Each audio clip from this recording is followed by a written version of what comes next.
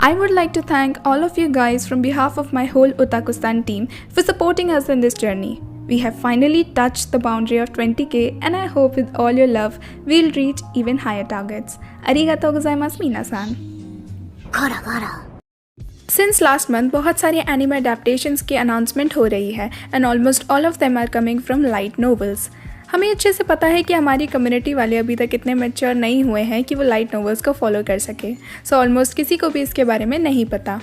But अभी जब इन पे एनीमे बन रहे हैं जिसकी वजह से इन्हें कोई भी ईजिली इंजॉय कर सकता है, we are here with a list of some top light novels getting an anime adaptation. So stay tuned.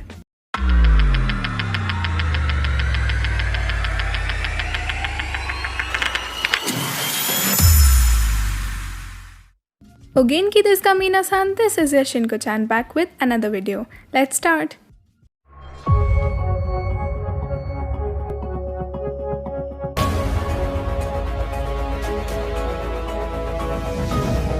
Tenth, Shikaku Monocycle Kenja.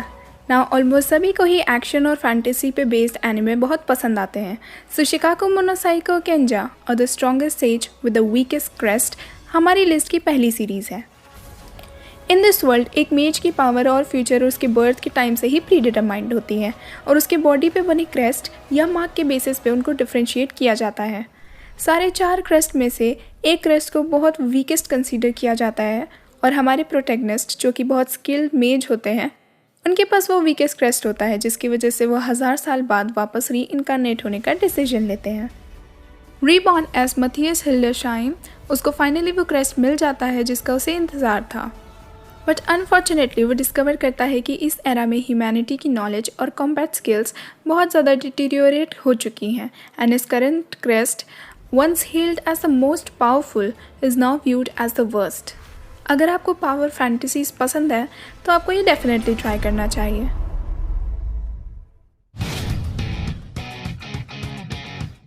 Ninth, तुमदाची no Emoto गा ओरेनिदा के उजाई.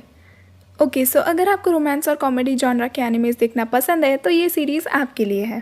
बेसिकली इस नोवेल में दिखाया है कि ओबोशी आकितेरू ने अपनी पूरी ज़िंदगी एफिशिएंटली स्पेंड करने की हमेशा कोशिश करी, throwing away his youth to become a game developer in his uncle's company. Unfortunately there is one person who keeps entering his room destroying his efficient lifestyle. Kohinata Iroha हमेशा उसकी efficient lifestyle को disturb करने का try करती थी, टीजिंग and creating troubles for him जब वो अपने कामों में बिजी रहता था.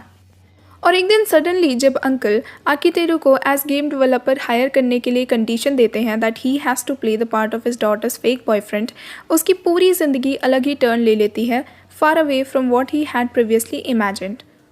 ये सीरीज़ जापान में करेंटली बहुत पॉपुलर है. इसके रोमांस और कॉमेडी एस्पेक्ट्स में परफेक्टली बैलेंस्ड स्टोरी और हर कैरेक्टर के पीछे की डेप्थ की वजह से. और रिसेंटली इसका एनिमे अडेप्टेशन का अनाउंसमेंट हुआ है, so do check it out.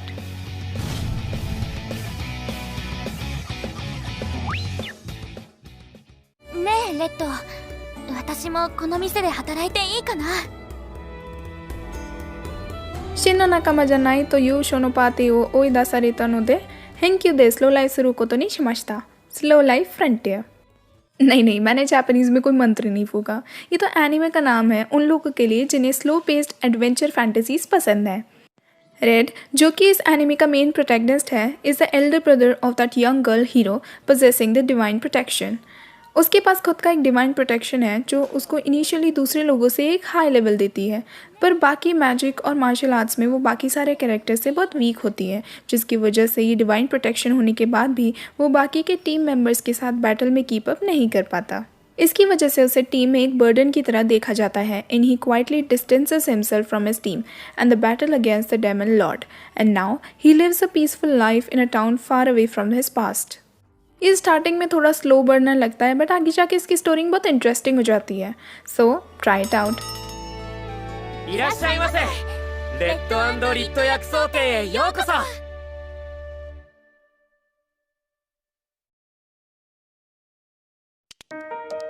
本当は最弱だけど偽りの最強を演じる少年篠原博人。イカサマと嘘を武器に負けたら社会的に即アウトの学園頭脳ゲームを戦い抜く。 next, liar liar. इसकी story kind of classroom of the elite जैसी है, so probably people who liked that anime will like it too. Academy island में सब कुछ games के ज़रिए डिसाइड किया जाता है, फ्रॉम रैंकिंग्स टू डिस्प्यूट्स। जो स्टूडेंट इन गेम्स में सबसे ज़्यादा स्टार्स लेके आता है उसको अकेडमी के सबसे स्ट्रॉन्गेस्ट 7 स्टार्स की रैंकिंग दी जाती है। एंड एज़ यूजुअल एक दिन एक ट्रांसफ़र स्टूडेंट हीरो तो अनएक्सपेक्टेडली उस अकेडमी के सबसे स्ट्रॉन्गेस्ट स्टूडेंट को बीट कर देता है, जिसकी वजह से वो स्कूल में एक स्यूडो स्ट्रॉन्गेस्ट स्टूडेंट बन जाता है। इन एन अकेडमी जहाँ माइंड गेम्स, लाइज, डिसीट सब कुछ अलाउड है, हाउ विल हीरो तो सर्वाइव हिज टाइटल। ओवरऑल इसकी स्टोरी बहुत इंटरेस्टिंग है और इसकी नोवेल भी काफ़ी पॉपुलर है। あんたの周りになんで可愛い子ばっか集まってくるのよ。もうその最強を俺が殺してやろう。俺は殺し屋、転生した殺し屋。Seikai Saiko no Ansatsusha Isekai Kizoku ni Tensei Suru is our 6th anime. हाँ तो सेकाई साइको नो आंसात्सुशा इसेकाई किसोकु नि तेंसेई सुरु और the world's finest assassin gets reincarnated in a different world as an aristocrat हमारी लिस्ट का पहला इसेकाई एनिमे है। अर्थ का सबसे strongest assassin dies in the most badass way possible और वो एक दूसरी दुनिया में भी एक असैसिन के रोल में इनकारनेट हो जाता है as the eldest son of the family tower heads. इस वर्ल्ड में भी वो अपने प्रीवियस लाइफ के असैसिनेशंस में मिले एक्सपीरियंसेस और नॉलेज को यूज़ करके इस वर्ल्ड में भी वो अपने स्किल्स को ग्रो कर पाता है। और जिनको नहीं पता उन्हें बता दूँ कि जिस ऑथर ने रीडू ऑफ अ हीलर लिखी थी उन्होंने ही इसी सीरीज़ को लिखा है। So don't you think it will be interesting to see the contrast between these to.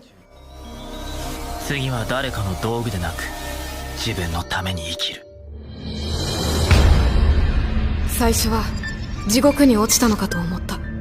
どうしようもなく曖昧な生き方を終えて地獄に落ちて罰せられて、でも違った。罰なんかじゃない。 Fifth, साई हाते नो paladin. The far away paladin मेरे टीममेट्स के कुछ पर्सनल फेवरेट लाइट नॉवेल्स में से है और रिसेंटली इसका एनिमे अडेप्टेशन मिलने की न्यूज़ आई है। पूरे सिटी ऑफ द डेड में विलियम एक लौता ह्यूमन है, बॉर्न विद वेग memories of a past life, जहाँ वो अपनी पूरी ज़िंदगी में कुछ भी अचीव नहीं कर पाया। वो डिसाइड करता है कि वापस अपनी सारे पास्ट मिस्टेक्स को इस ज़िंदगी में होने नहीं देगा और एक कंप्लीट फ्रेश शुरुआत करेगा। विलियम अपने करंट लाइफ और सिचुएशन तक पहुंचने के पीछे के रीजंस की तलाश में निकल जाता है, डिस्कवरिंग द सर्कमस्टेंसेस जिस वजह से उसे यहाँ लाया गया। जिस तरह से इसकी स्टोरी ने अपने सारे कैरेक्टर्स और वर्ल्ड बिल्डिंग को हैंडल किया है वो इस सीरीज़ को सबसे इंटरेस्टिंग बनाता है। 僕はちゃんと生きて、そして死ぬ。最果てのパラディン、2021年10月放送開始。 नेक्स्ट कागे नो जुत्सुरो कुशानी नारिता कुते। ये सीरीज़ सारे इसेकाई एक्शन फैंटेसीज़ का एक पैरोडी वर्जन है और आपको ऐसे नॉर्मल क्लीशेज़ या सटायर बेस्ड एनिमेस अच्छे लगते हैं तो ये आपको ट्राई करना चाहिए।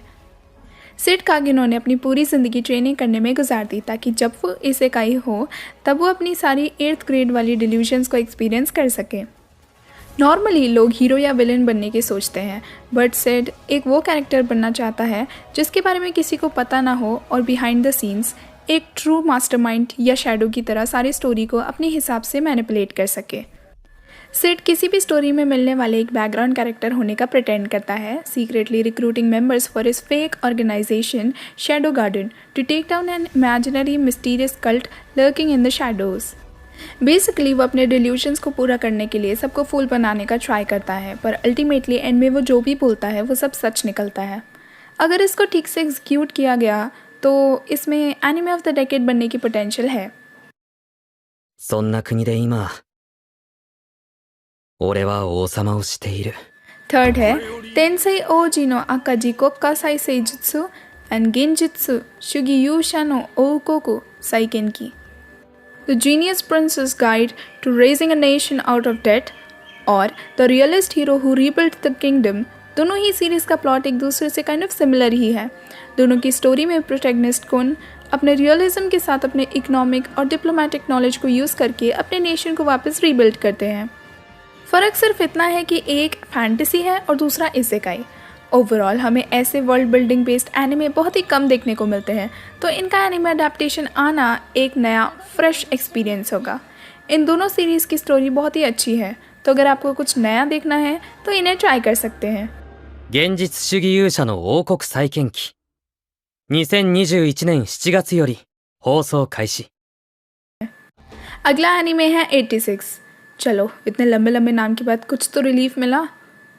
ऑन अ सीरियस नोट, ये जापान के कुछ टॉप सेलिंग लाइट नॉवेल्स में से है और इसका एनीमे भी इसी सीज़न में एयर हो रहा है।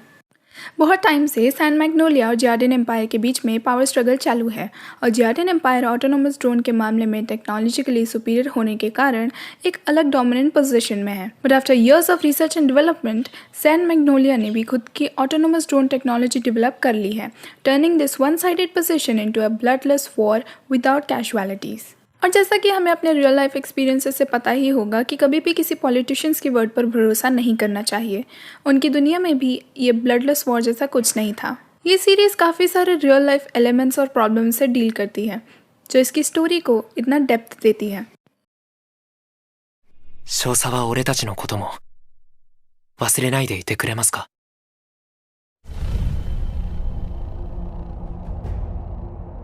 Last, तांते इवामो शिंदेइरू।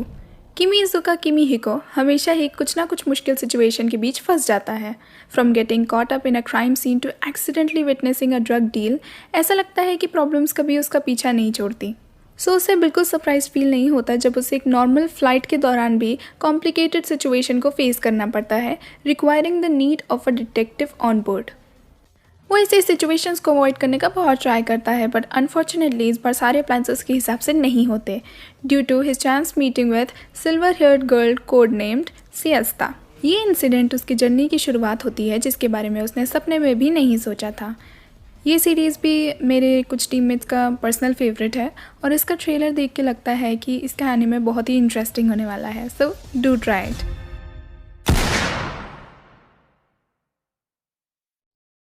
So that is all for today. अगर आपको ये लिस्ट पसंद आई तो do like the video, subscribe to the channel and all blah blah blahs, and do share. और हमें कमेंट करके ये भी बताइएगा कि आपके सीरीज़ के लिए सबसे ज़्यादा एक्साइटेड है। Also don't forget to become a channel member like these nice folks on the screen right now. तो मिलते हैं किसी दूसरे वीडियो में किसी नए टॉपिक के साथ। टिल देन, मतने एंड स्टे सेफ।